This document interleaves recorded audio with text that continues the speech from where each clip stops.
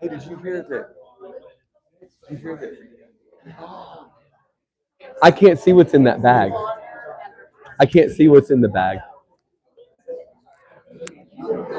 It's camouflage.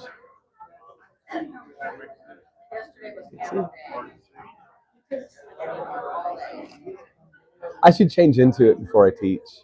I think that would be a good.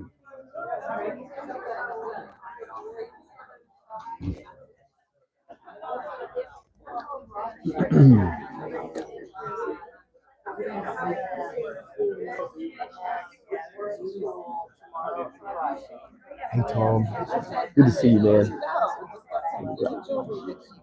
Thank you, thank you.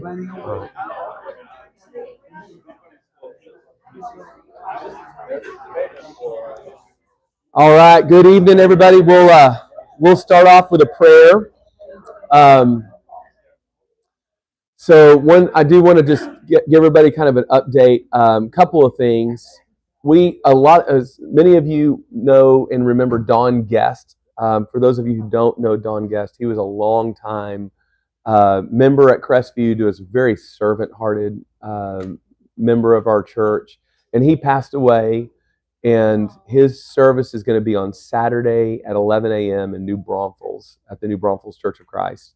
I think they had moved there to be close to family, to kids. So wanted to get that information out there. And then also, Katie Russell had a procedure done today. So Katie is in a spot where she's going to need a heart transplant. And this, they're kind of going, it could go this way, go this way, go this way, go this way. And then yesterday, there were some fairly dramatic things that they discovered when they were doing some testing. And Katie's 31?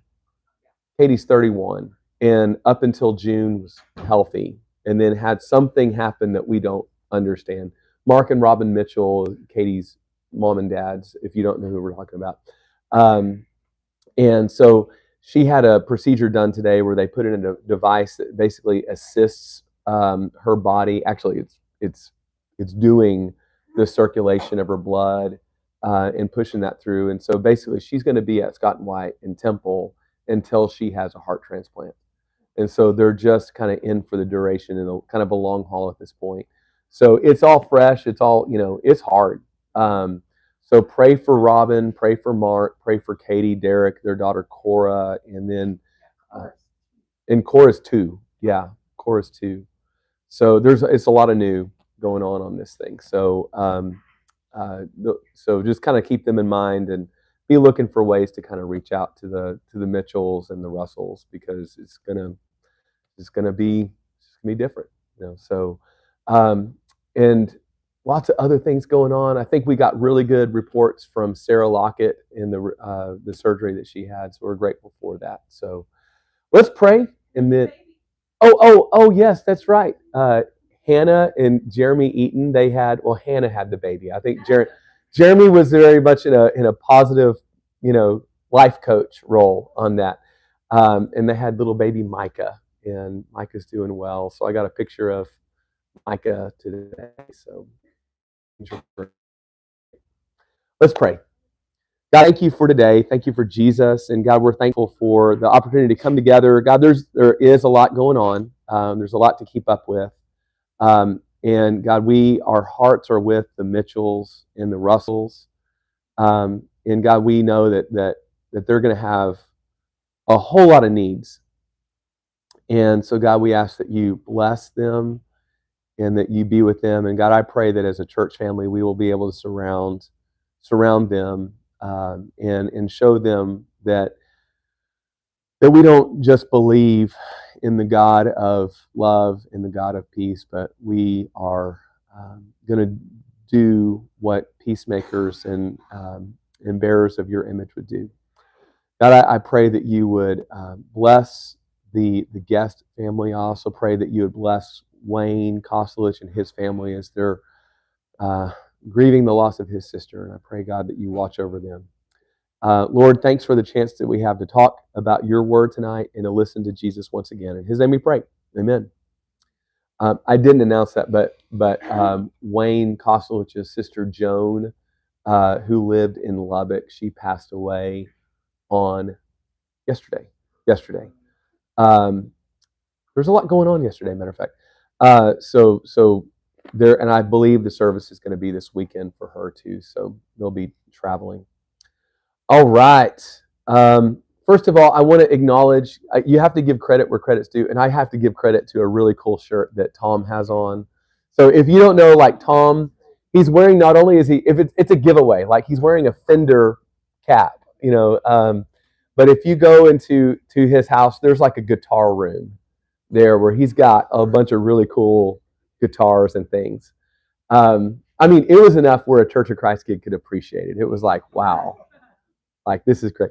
And then he's got a pick, and it says "Pick Jesus" on the pick on the shirt. So that is a good shirt. So I just credit where that's due.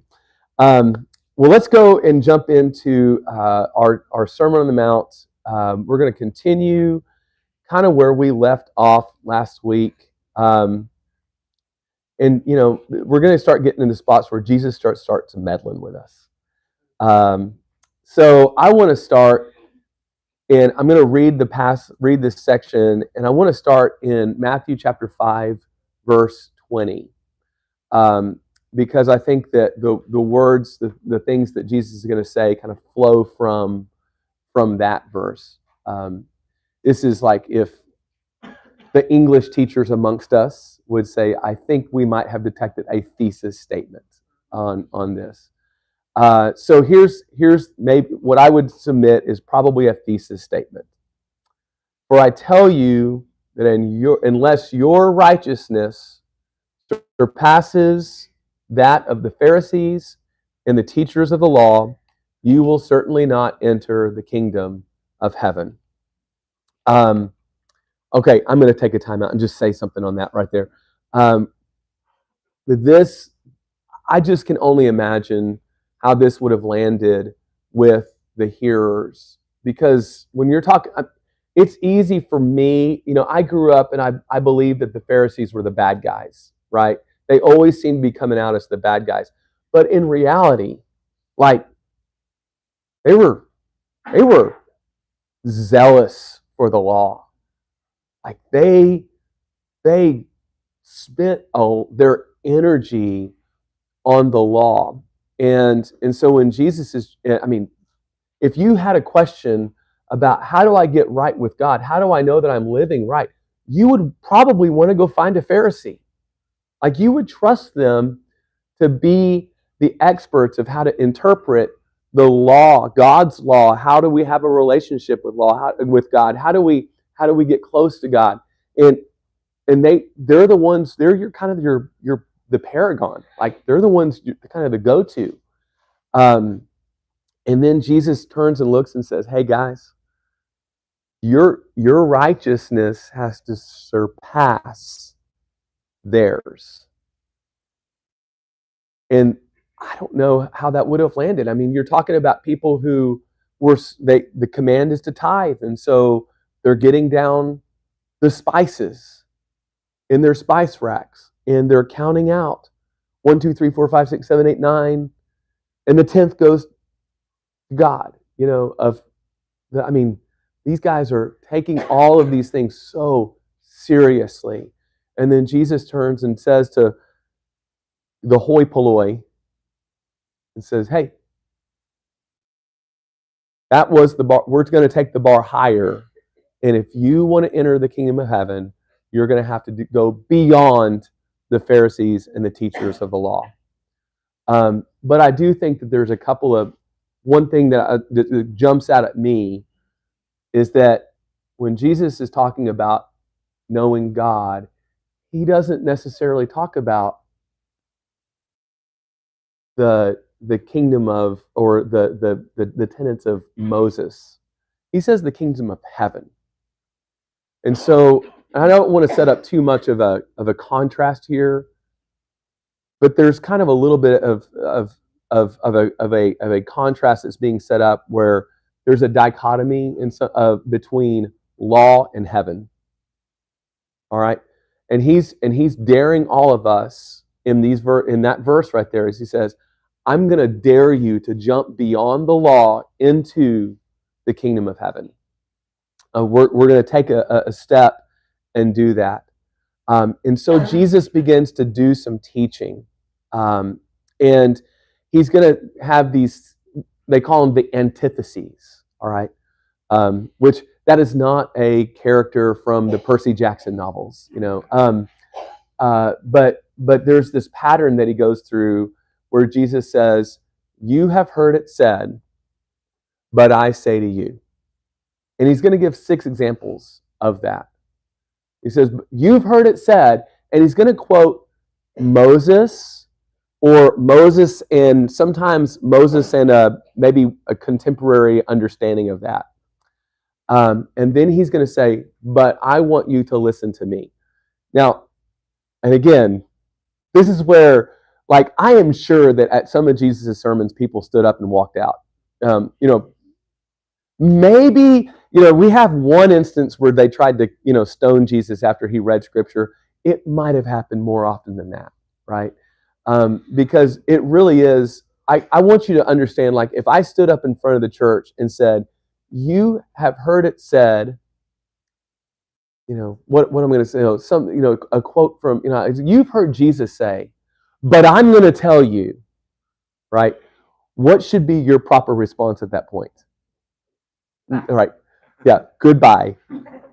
Bye. But in some ways, that's exactly the gravity that Jesus is doing, because he's going to say, you've heard it said. He's quoting the Bible. He's quoting Moses. And then he's going to say, but I'm going to tell you. Now, the audacity, right? The sheer audacity of this. And if you're going to say something like that, you best not be wrong, right? You best be able to back it up, which is why all the Gospels, there's when Jesus teaches, it sandwiches his teaching with his authority. His authority is not only with his word, but his deeds. He's able to do these things. And so he's speaking with a certain amount of authority on there. And he's going to enter into kind of I don't want to say a game, but a practice. This is what they did, okay? So there's this, a lot of what Jewish customs had become, there were a lot of traditions, all right? So there's 613 commandments or so in the law of Moses. But there's way more traditions than that, all right? So for instance, those of you who've gone to Israel with me, you've had the experience of going and saying, why are, I would really like to eat ice cream. This was such a good meal. We had great lamb. Where's my ice cream? And instead they're giving us sherbet. Why are they doing that? Well, because you don't eat dairy and meat together. Well, why is that the thing? Why? Because, the Bible doesn't say that. But the Bible does say, you shall not cook a goat in its mother's milk. And so they started asking this question and say, how can we be sure that we don't cook a goat in its mother's milk? Like, how can we know for a fact that we didn't cook a baby goat in its mother's milk? Which, by the way, this is just not, it's never been a problem in my life, I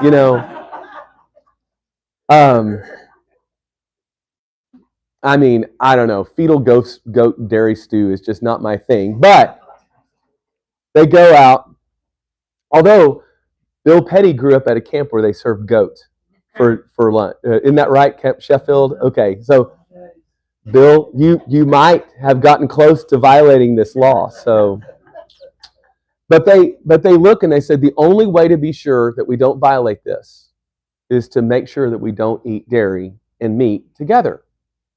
And then and you go up there and you also make, and there has to be a good reason for this, and so they would and it's called fencing the Torah. All right, you call it fencing the Torah. Here's where the commandment is, and in order to not break that, we're going to extend the border out from that so we don't get even close to it. All right, does that make sense? By the way, every time that Jesus gets in trouble with the Pharisees, he never breaks a commandment. He breaks a tradition. He knocks over a fence. And here's the analogy. This might be like Carl and Kip will probably go, nah, that's not a good analogy. But I'm going to use it anyway because I thought of it today.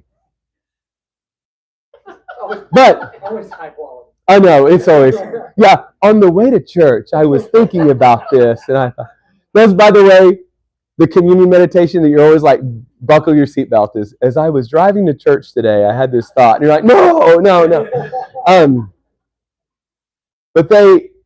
But it was, kind of the analogy is, imagine that you have a backyard, you have a garden, and you have a section in your yard that you want to have a garden in, all right? So you go through all the steps in the garden, you set up the garden and everything, and then you build a fence around your garden. But the problem is that weeds are still getting in your garden. So what's your solution to it? Well, their solution to that is to say, we've got to have a pure garden, so we're going to extend the borders of the fence out. All right? Jesus does something a little bit different. Jesus doesn't extend the borders of the fence out. Jesus says, we're going to work in the garden. Because that's where the weeds are going. And we're going to deal with those. All right? And so that's what Jesus does. And so he's going to show us what it looks like to have a righteousness that surpasses that of the Pharisees and the teachers of the law. So here we go, verse 21. You have heard it said to the people long ago, you shall not murder, and anyone who murders shall be subject to judgment.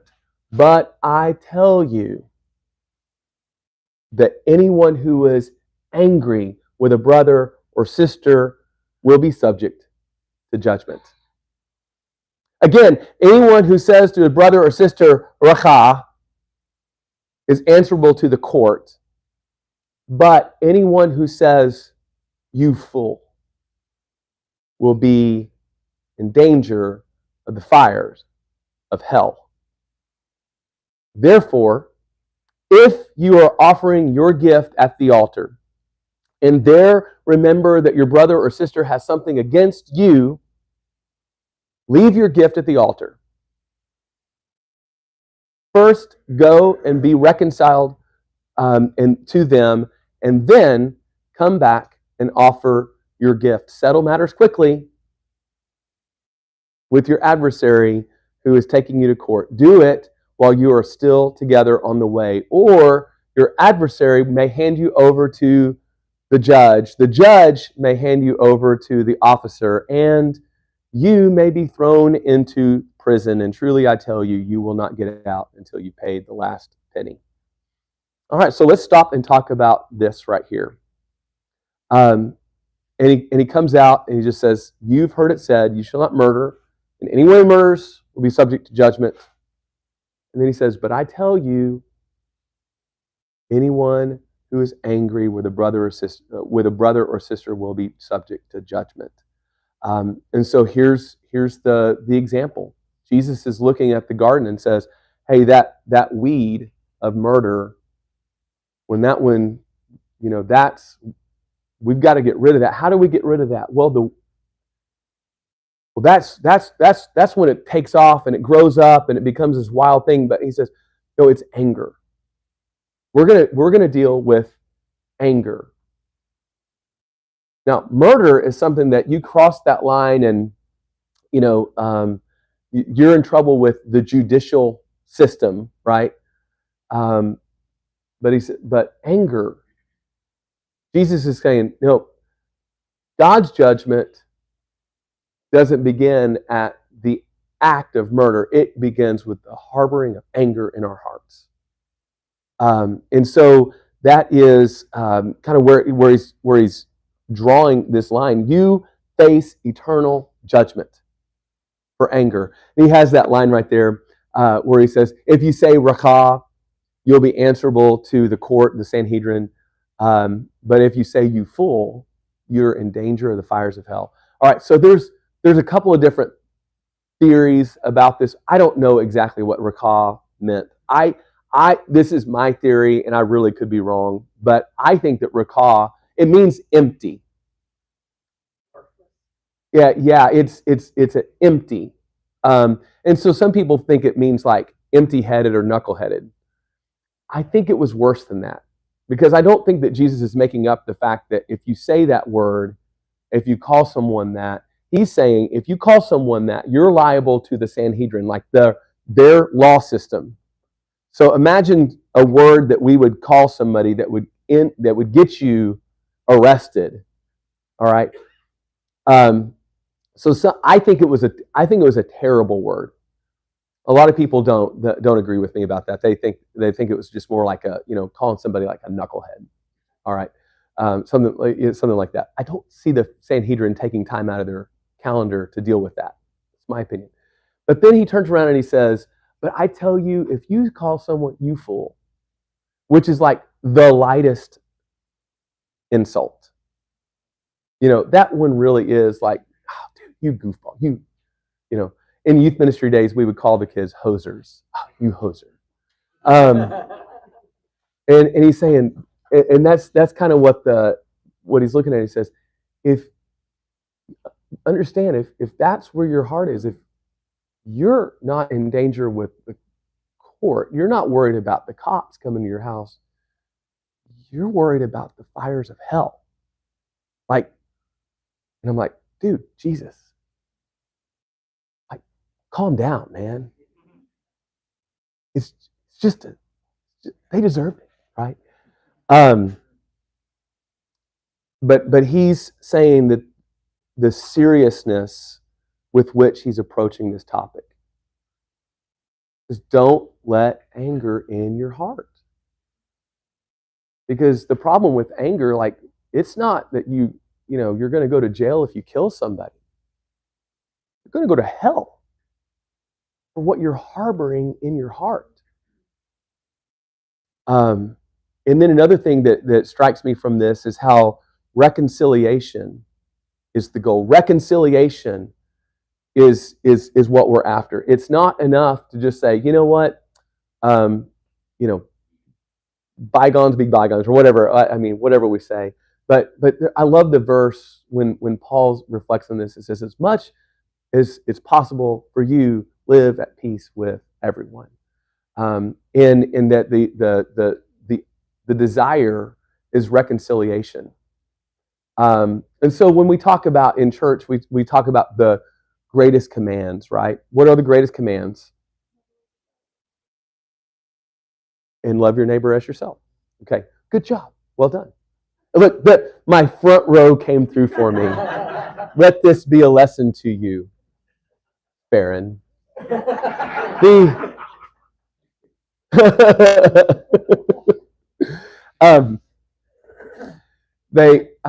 But when we talk about this, understand what Jesus is talking about when he enters into the subject. He says, if you are offering your gift at the altar, all right, understand there is only one, the altar.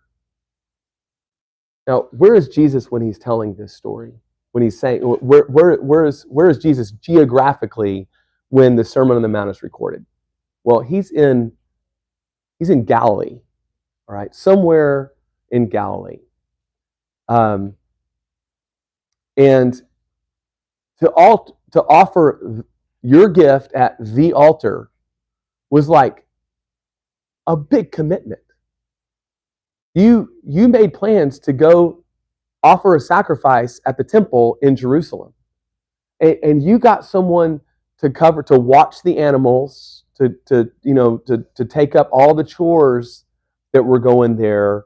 You had someone covering all of your bases because you needed a week. You needed 3 days to get there. You needed some time there, and then you needed to get back. So you're talking a week. You needed 10 days. You had all that covered. And Jesus is saying, okay, you've got your gift. Imagine you've got your sheep. your lamb, whatever, and then you're up, and it's your time to get up to the altar to offer your gift. And then you go, oh wait, Scott hates my guts. Oh, that's Scott. That's Scott. This is more believable. And I'm thinking, no, Scott, I want to make it right with you. And then I sit there and I think, Scott's got something against me. And it's like, hey, you're next. You're next in line to go up there and do that. And Jesus says, get out of line. How dare you think that you can make things right between you and God when you aren't willing to make things right with your brother or your sister? Get out of line. Go walk. Go walk that hilly up and down road 3 days to Galilee. Go talk to your brother. Go talk to your sister and say, let's make this right. And then go back.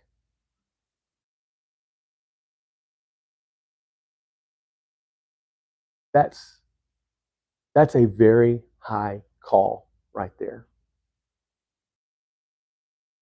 And I think that's something for us to think about. How do we think that we can love God when we're not loving our neighbor? How do we think that we can have reconciliation and peace mediated from God to us when we're not willing to have peace with one another? And so there's that urgency of reconciliation that's there. Okay, let me pause right here. Questions, comments, pushback. Chris.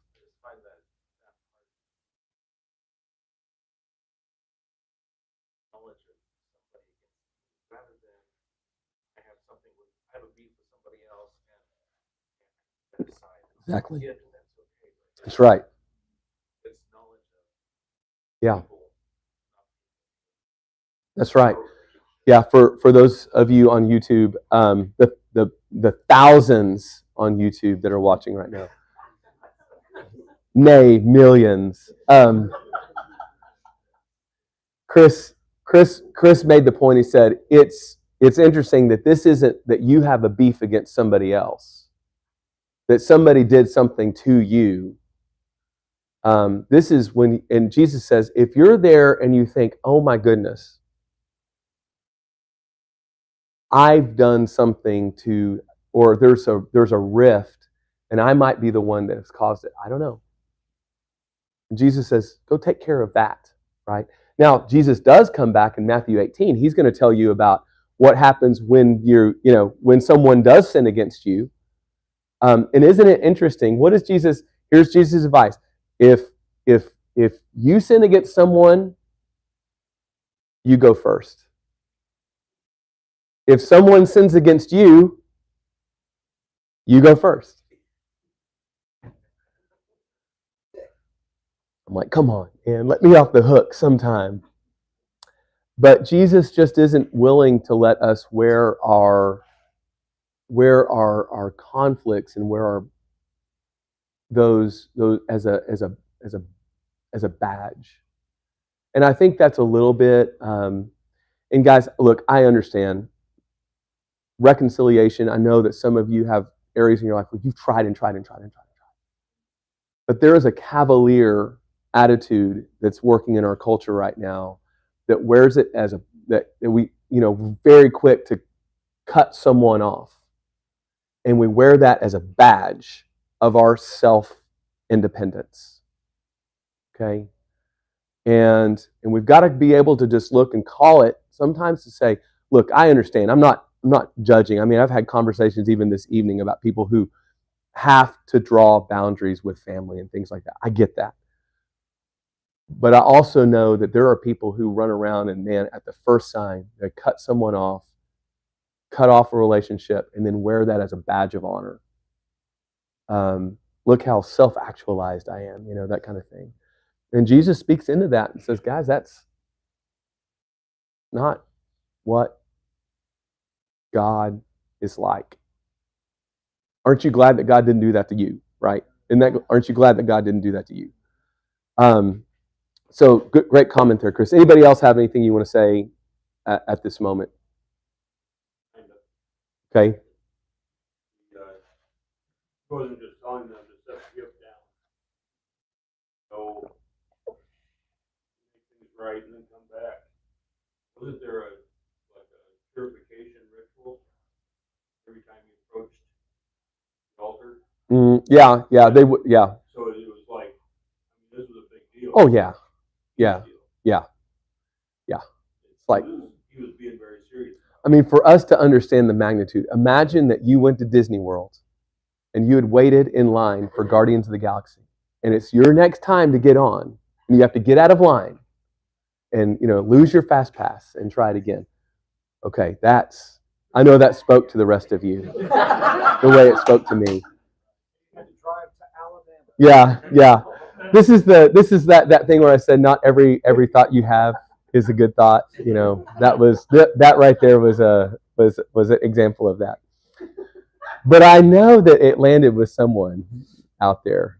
All right, so let's continue to go forward. I want to do this next passage right here. It says, "You have heard that it was said, 'You shall not commit adultery.' But I tell you that anyone who looks at a woman lustfully has already committed adultery with her in his heart. If your right eye causes you to stumble, gouge it out and throw it away. It is better for you to lose one part of your body than for your whole body to be thrown into hell. And if your right hand causes you to stumble, cut it off, throw it away, because it is better for you to lose one part of your body than for your whole body to go into hell." Tony Ash had one of the best lines to explain this passage, and he said, "A man who looks at bacon lustfully has committed breakfast in his own heart." Had you heard that one before, Bill? You've obviously heard that one before. Did I say it right? That was it, right? Tony would look and he would talk about this passage that way. So there's a couple of things that I noticed. Number one, well, I guess women just get off the hook for this one completely, right? Right. It just goes one way. All right. But you take it out of the culture, it goes. Okay, we can make it go both ways. But I will say it is very interesting to me that Scripture, the New Testament, seems to really in culture that was very male dominated and male oriented. Scripture tends to limit and talk more directly to men than women. And so, for instance, like we go to Ephesians and the household code in Ephesians.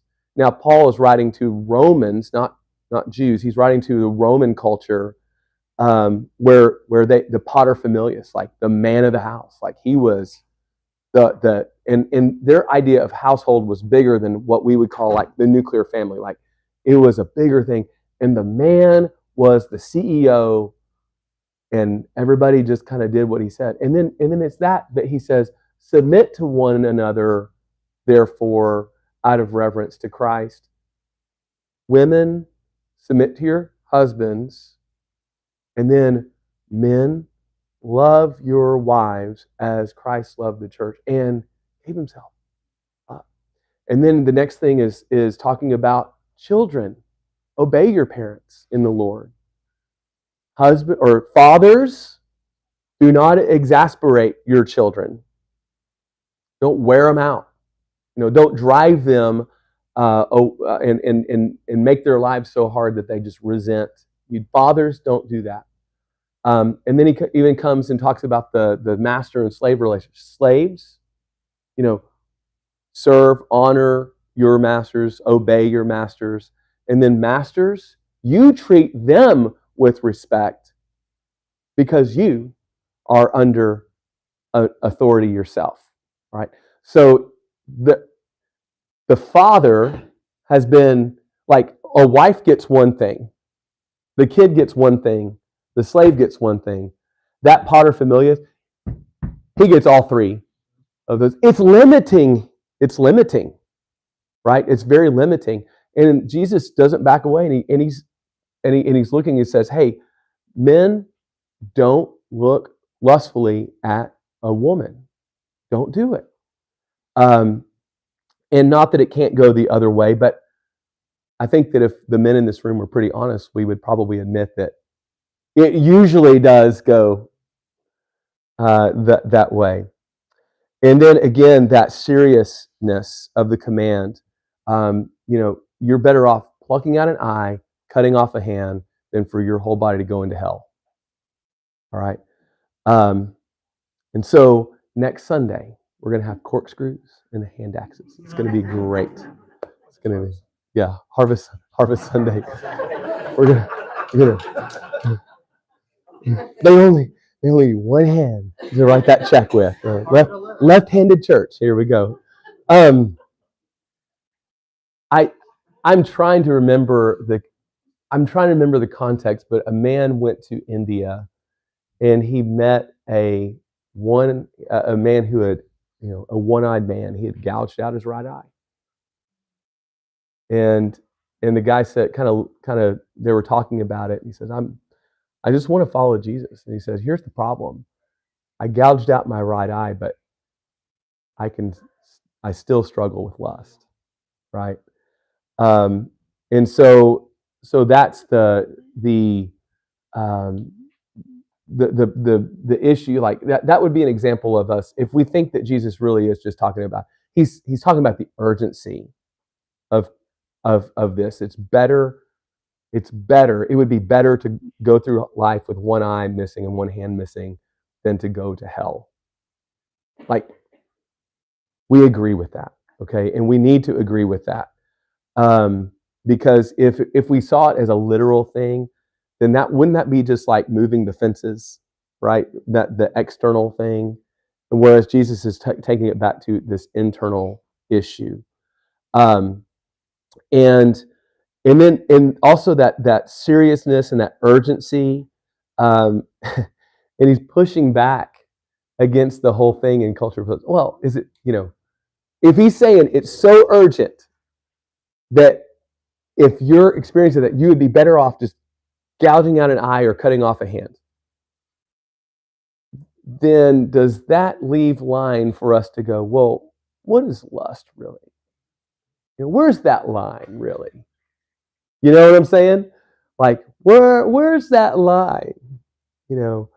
Am I just admiring, or am I, all these, we get into all these kind of different conversations like that. And I think Jesus is probably trying to tell us, look, if you've got to ask, then run away, limit yourself, do that, because the issue isn't adultery. The issue's lust. Lust is reductionist. Lust reduces a person.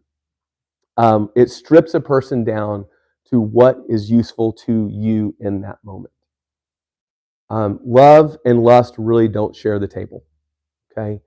And again, that's something that is absolutely pushes back against our culture.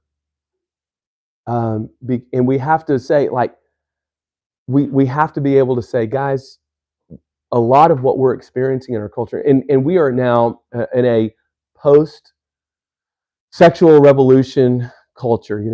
If you believe that the sexual revolution started with the pill back in the 60s, well, we've got some time in this now. And what's really interesting is that a lot of women are now looking around and saying, guys, what we were told, that the revolution would make things equal between men and women, that we could enjoy life just as much as men, that we could go without consequence, that we could, all these things are opened up for us. But a lot of women are now, having lived in this and observed what's going on, have pushed back and said, This hasn't done women any favors at all.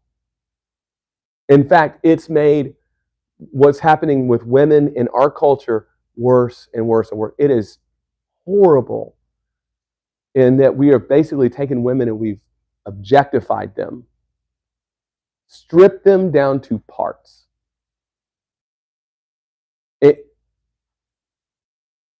And we've told them that's what life is all about.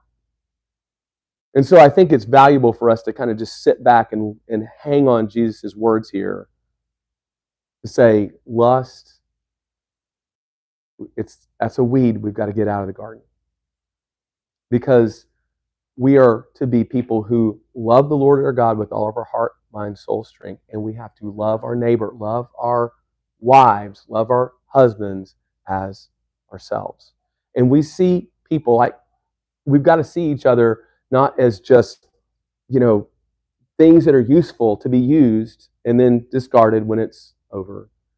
But these are our eternal relationships, our brothers and sisters, and that we will, and we're, have that love that's supposed to last forever. And so I think that's where Jesus enters that. I'm sure there's a lot more to say about that, but I do want to pull the camera back for just a second, okay? Take just a few minutes to pull the camera back. In this conversation, there's some of you in this room that this isn't your world, but there's a lot of us in this room that this is our world. In media, whether you're talking about TV or you're talking about social media, what are the best ways to keep people engaged? Okay? Get them angry. All right? And what's the next best way to keep people engaged? Yeah. Wow. Okay. So it's no surprise that, if you go to your favorite news source, if you go to their webpage, they're going to show you articles that are designed to get you angry. And then you're going to scroll down there and they're also going to show you articles that's supposed to tantalize you. And it's true of all news feeds. All right.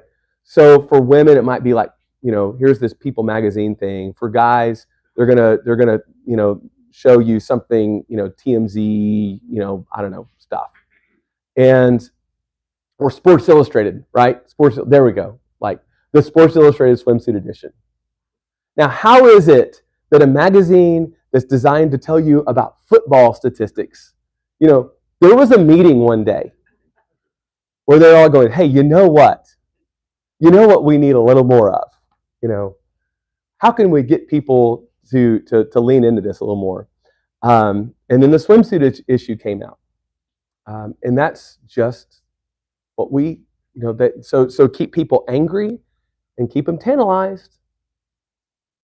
Guys, if you stripped those things out of Facebook or Instagram, you would have like 8 cat videos left. That's it. That's it.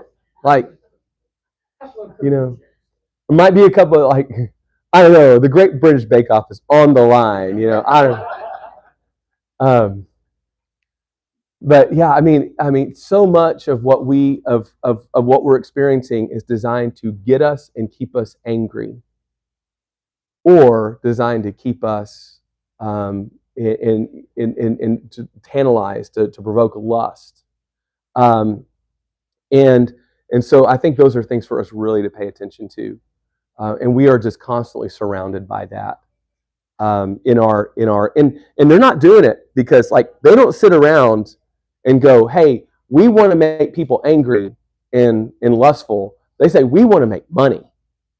That's the mechanism to do that, right? And so we've just got to be alert to understanding that. And then I want us to go back and just kind of look and say, because when you're talking about, when Jesus says, don't be angry, and then you kind of push, and the pushback on this is, but do I want to go through life as a wimp? Do I want to just like not be angry at people? Like, who wants to be that kind of person? Blessed are the poor in spirit, for theirs is the kingdom of heaven. Blessed are those who mourn, for they will be comforted. Blessed are the meek, for they shall inherit the earth. Blessed are those who hunger and thirst for righteousness, for they will be filled. Blessed are the merciful, for they will be shown mercy. Blessed are the pure in heart, for they will see God. And blessed are the peacemakers, for they shall be called children of God. All right. What kinds of people would willingly walk through life free of anger and lust? Peacemakers, pure in heart, children of God. So that's kind of a challenge. Going back to the Beatitudes is like going, okay, this is what it looks like. This is where it lands for us. Do we really want what Jesus is offering? Do we really want what Jesus is offering? And so that's I'm just going to end it with that right there. Thank you for being here this evening. Thank you for everyone in person and also the millions online as well. Go out, have a wonderful day.